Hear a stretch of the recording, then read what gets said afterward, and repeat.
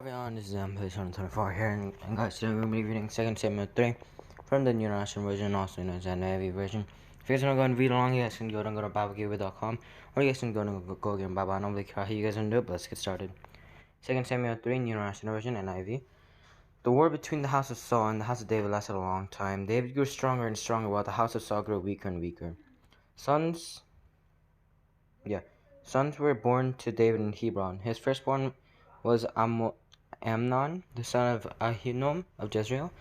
His second, Chileab, the son of Abigail, the widow of Nabal of Carmel. The third, Absalom, the son of Maachah, daughter of Talmai, king of Geshur. The fourth, Adonijah, the son of Haggith. The fifth, Shephatiah, the son of Abital. And the sixth, Itram, the son of David's wife Eglah. These were born to David in Hebron. Abner goes over to David. During the war between the house of Saul and the house of David, Abner had been strengthening his own position in the house of Saul. Now Saul had a concubine named Rizpah, daughter of Aiah, and Ishbosheth said to Abner, "Why did you sleep with my father's concubine?" Abner was very angry because of what Ishbosheth said, so he answered, "Am I a dog's head on Judah's side? This very day I am loyal to the house of your father Saul and to his father and family and friends. I haven't handed you over to David, yet now you accuse me of an offense involving this woman. May God deal with Abner, be it ever so severely, if I do not do for David what the Lord promised him an oath, and transfer the kingdom from the house of Saul, and establish David's throne over Israel and Judah from Dan to Beersheba." Ishbosheth did not dare to say another word to Abner, because he was afraid of him. Then Abner sent messengers on his behalf, and to say to David, "Whose land is it? Make an agreement with me, and I will help you bring all Israel over to you." "Good," said David. "I'll make an agreement with you, but I demand one thing of you. Do not come into my presence unless you bring Michal, son of a daughter of Saul, when you come to see me." Then David sent messengers to Ishbosheth, son of Saul, demanding, "Give me my wife Michal, whom I betrothed to myself for the prince of 100 Philistine foreskins." So Ishbosheth gave orders and had her taken away from her husband Paltiel, son of Laish. Her husband, however, went with her, weeping behind her all the way to Behoram. Then Abner said to him, "Go back home." So he went back.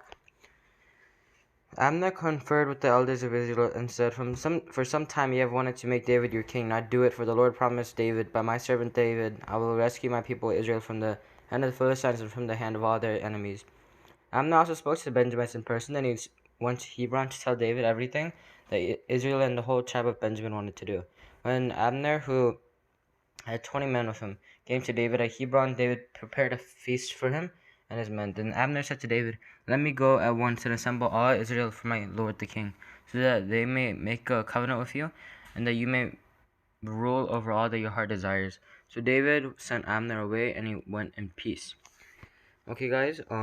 Before I continue, I want to go ahead and say that this may be a bit longer than what we're reading. So yeah. Anyway, let's continue on.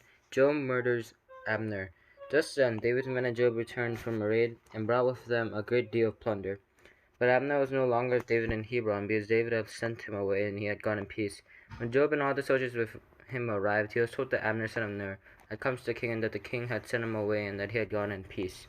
So Joab went to the king and said, "What have you done? Look, Abner came to you. Why did you let him go? Now he is gone. You know Abner, son of Ner.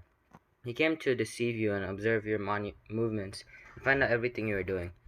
Just then left David, and Joab then left David and sent messengers after Abner, and they brought him back from the cistern at Sirah, but David did not know it. Now when Abner returned to Hebron, Joab took him aside into an inner chamber, as if to speak with him privately, and there to avenge the blood of his brother Asahel. Joab stabbed him in the stomach, and he died. Later, when David heard about this, he said, "I and my kingdom are forever innocent before the Lord concerning the blood of Abner, son of Ner.